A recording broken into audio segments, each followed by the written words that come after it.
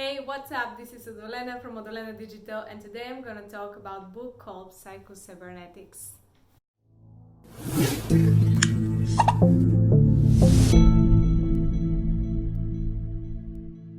Hello and welcome to my channel. Be sure to subscribe. My name is Odolena and I post a video every Sunday on topics which are super interesting for me. So this is book reviews, course reviews, personal development, digital marketing.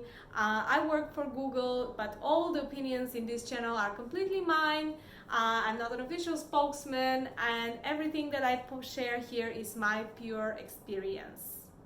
Having said that, today I'm going to talk about one book which is very interesting for me. It's a book review day. I'm going to talk about Psycho-Cybernetics by Maxwell Maltz. So what's special about this book is that it talks about how we perceive ourselves and how our self-image that we have in our head is actually influencing strongly our real image in our life. In a way, we all choose a different role we want to play in life. We all have thoughts, interpretations, beliefs, which actually make much of who we are. And this is much more than actually our real capabilities and our real position in life.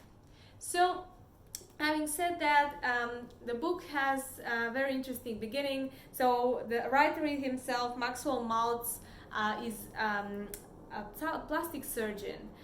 So in his experience, he was working with patients that have, let's say, some kind of, I don't know, too big nose or too big ears, some really difficult, sometimes they had suffered a disease or something, or an accident. So he had helped them recover their faces, their facial features. And in many cases, he had made them look, let's say, much closer to what we regard as classical beauty. But what he realized that in some cases people were really happy and they would completely change their lives. They would change completely the way they communicate, the way they present themselves in the world. And in other cases, strangely enough, even though the change was completely drastic, people would not even see it themselves. All their relatives and friends would see that they have changed, that they now look stunningly beautiful. After that, they themselves didn't see any difference. So they would look themselves in the mirror and said, like, you haven't done any change on my face. I'm still the same person. I still feel ugly.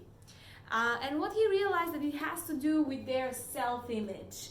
So everything was actually here in the head, and it had nothing to do with the face and how they look like. So even a person who was genuinely looking really beautiful and young, would, if they had a self-image of an ugly old person, or I don't know, feel some kind of burden on themselves, they would just continue, in some cases, carry that burden, even though the face had been completely transformed.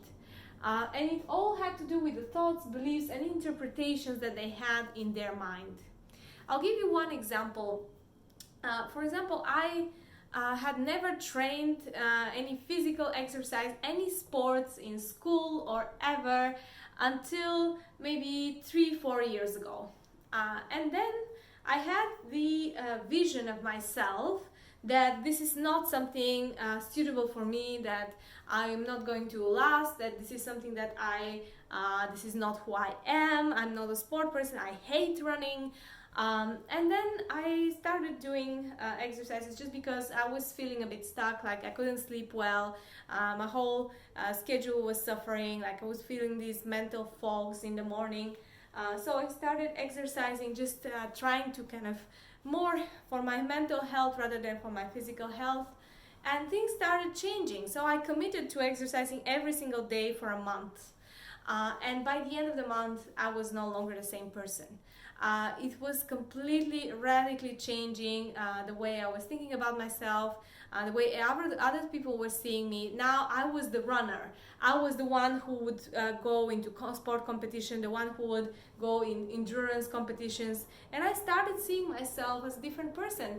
I would even imagine myself like the little rabbit from Duracell, just running like the battery rabbit that never really gets exhausted. And I was feeling this way. So it is with people who believe that they are winners, that they are champions. They act like this. And the reason is because in our head, what we imagine, the brain doesn't make any difference between what we imagine and what is the reality. It takes it exactly the same way. So let's say if I can imagine myself driving a Ferrari, this means that I'm already one step further to achieving this than most of the people that would never even try to imagine, because they have this blockage of saying that this is impossible for me, it's too expensive, or all kind of excuses. Like, I don't even know how to drive.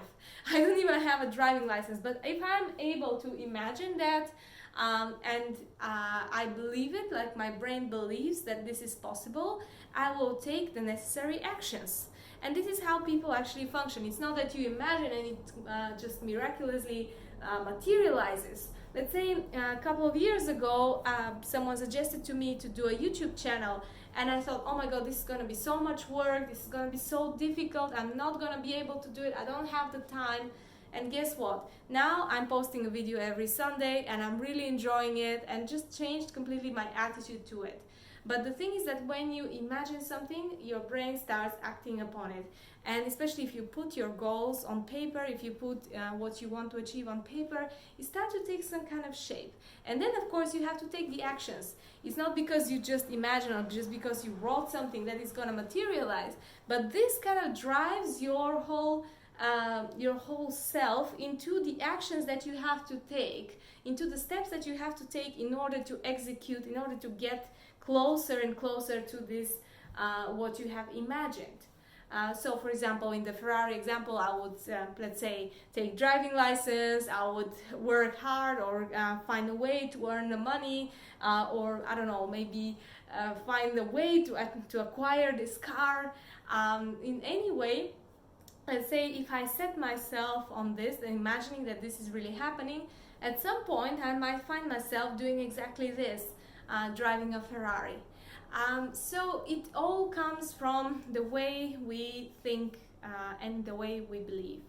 Actually, a few days ago I was at one really interesting training organized by Google, so for Google employees, called Search Inside Yourself. Super interesting. I'll post the link below this video. And basically where they taught us how to observe our thoughts. So this is really funny, and this is only something that can happen at Google, to have your employees spend a couple of days trying to observe their thoughts and learning emotional intelligence. However, this is priceless. This is something that's gonna stay with me forever. And since then I started exploring meditations and like trying different techniques to be able to observe what I think. Because if we are able to observe thoughts, beliefs, and interpretations, this is what makes our self-image. So if we are able to change the self-image, guess what happens? We change our lives. So this is something that really resonated with me, and this is why I wanted to make this video. I hope you like it. I really recommend you look into this book. I'll post a link below this video so you can check it on Amazon. Check my other videos and book reviews. I'm posting a different one every week, so subscribe to see the next video next week. Thank you so much for watching, and I'll see you very soon.